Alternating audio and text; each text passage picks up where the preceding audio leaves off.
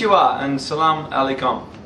In UAE markets this week we've seen some volatility early and some more stability over the last two sessions.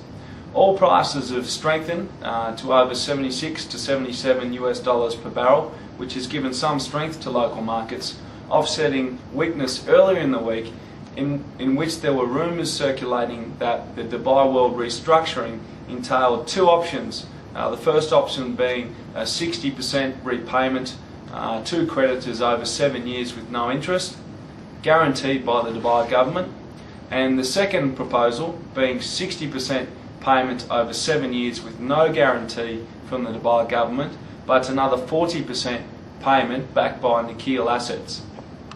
The government has denied these rumours and stated that no formal proposal has been put to creditors as yet, and therefore we're awaiting further guidance before we can make judgment. In either case, it highlights just how tentative these markets are around issues with the Dubai World restructuring. With the reporting season continuing this week, it's been a case of the good, the bad and the ugly. Starting with the less good or the ugly, Eldar posted an FY09 profit of 1 billion dirhams. However, 1.6 billion of this was due to property revaluations. The profit figure was below our estimation of 1.7 billion net profit and includes a loss during the fourth quarter of 562 million dirhams, including project write-offs of around 520 million dirhams and Yas Island pre-opening costs of around 170 million dirhams.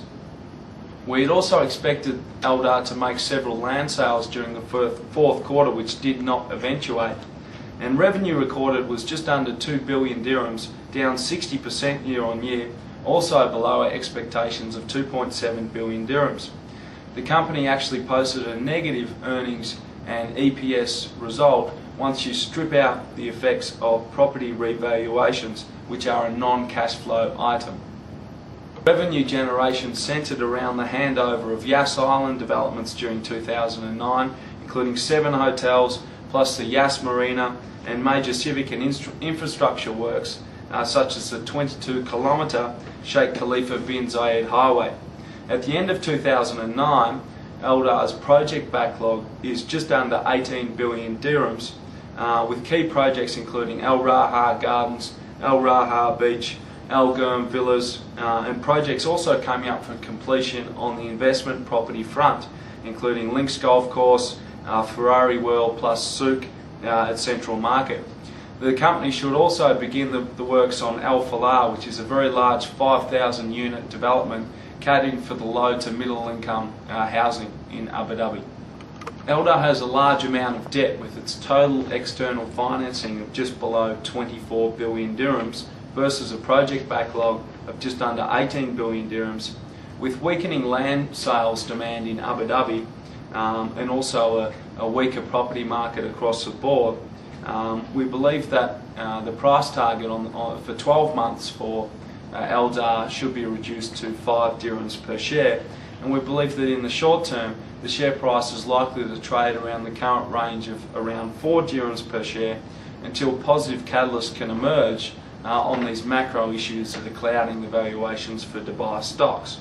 Long term, there continues to be a fundamental undersupply of quality commercial and residential space and property in Abu Dhabi, and we believe that Eldar is well placed to tap into these growth segments in the market, and long-term share price gains are still evident in Eldar.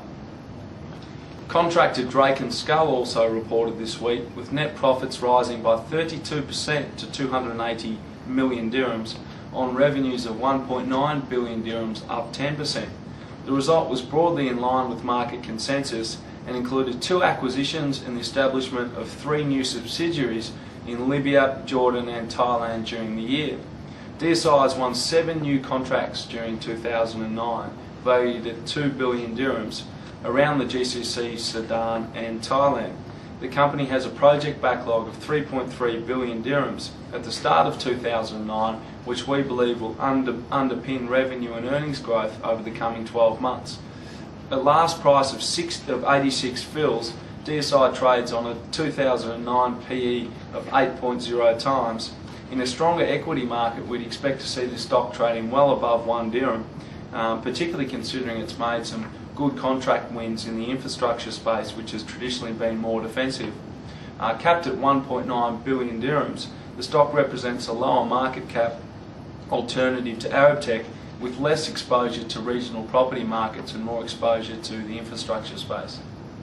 Discount carrier Air Arabia also reported this week, with full year 09 net profit of 452 million dirhams, right in line with our expectations and reasonably flat on the 2008 result. For the full year, the company registered revenue of just under 2 billion dirhams, which was down 3%.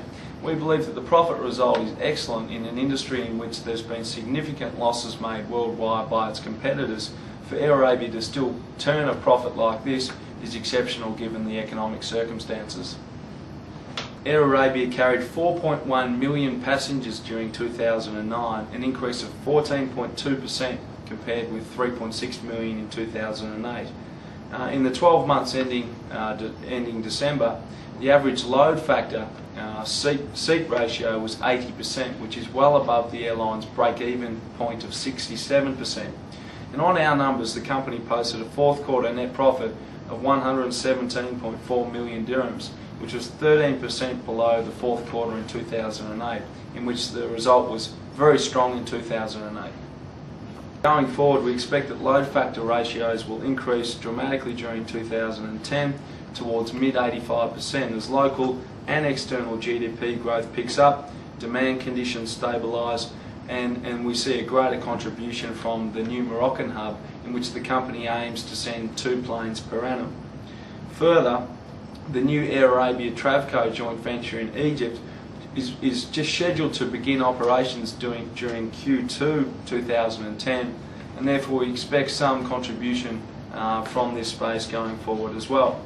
The company trades on a forward PE of 9.6 times, which we believe represents excellent value for a stock with zero debt, high 20% net profit margins, a cash and investment balance of close to 3 billion dirhams, and a strong medium-term earnings growth profile driven by new planes to Sharjah, Casablanca and Morocco, and also to the new hub in Egypt.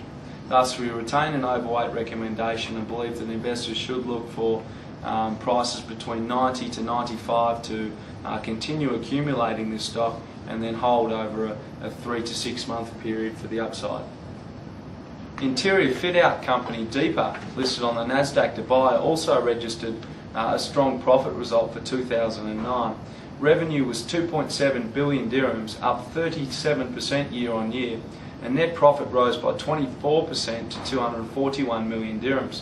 This included around 64 million dirhams worth of adjustments made for contingencies and provisions for losses. Deepa has 100 ongoing projects around the Middle East, Asia and Africa at present, with a backlog of 2.1 billion dirhams.